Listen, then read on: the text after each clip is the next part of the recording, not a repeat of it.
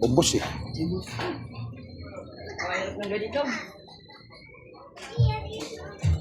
Dalawang pamilya pala to. Ubus talaga. Ah.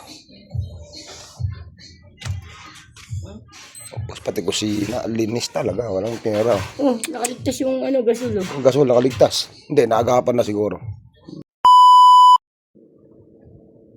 So yun na nga malungkot na yung pinanggalingan natin doon sa may 13, yung Charity Rice for a Cause.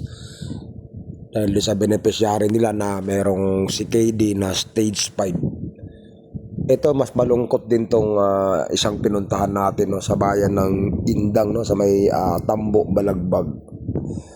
Sa may Tambo Malaki, may Indang Cavite na dalawang pamilya nasunugan nung New Year habang nagpuputukan, nasunog yung bahay nila, as in talagang linis, walang tinira, kundi pader lang tsaka yung mga bintana na bakal, yun lang yung tinira. So ang kwento is nanonood daw sila ng fireworks, mga nagpapaputok sa may labas. Di nila namamalayan na yun nga nagiging nasusunog pala yung bahay nila. So dalawang pamilya po, so ubos talaga. So sumabay ako sa tropa dyan, di ko rin alam na may ganyan pala. So ako naman sumabay ako, tinignan ko din, so nakita ko talaga personally. So nalungkot ako nun. So meron na pala silang inorganize na ipon nag-ipon na pala sila ng pang-relief goods para sa pamilya na nasunugan. May mga dala-dala na rin pala sila. So ako naman, hindi ko rin alam masyado, hindi ako nakapag-prepared.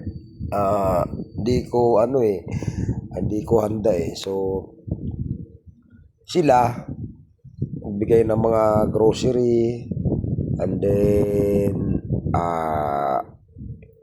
mga damit, mga pagkain para doon sa dalawang pamilya. So ako naman, ang ginawa ko na lang is binigyan ko na lang ng pamasko yung mga bata, kasama si Suma o si Alexander Ramirez. So shout out sa iyo tol, Alexander Ramirez. So shout out ko lang pala lahat ng nandito, lahat ng sumama.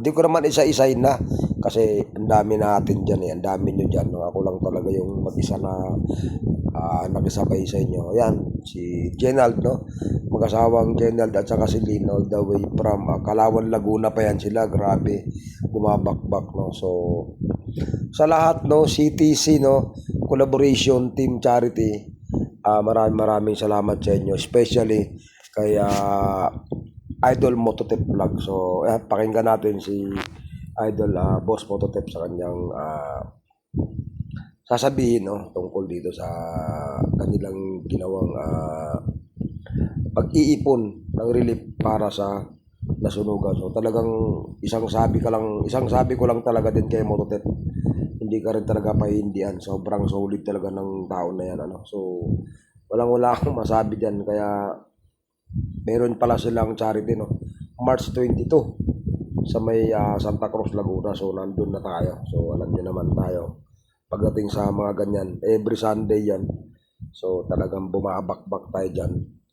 So sobrang dami nila dyan. Yung mag-asawang Jepong din nandyan din. So basta lahatin ko na kayo, tropang CTC, shout out sa inyo, and solid, grabe so wala na ako masabi.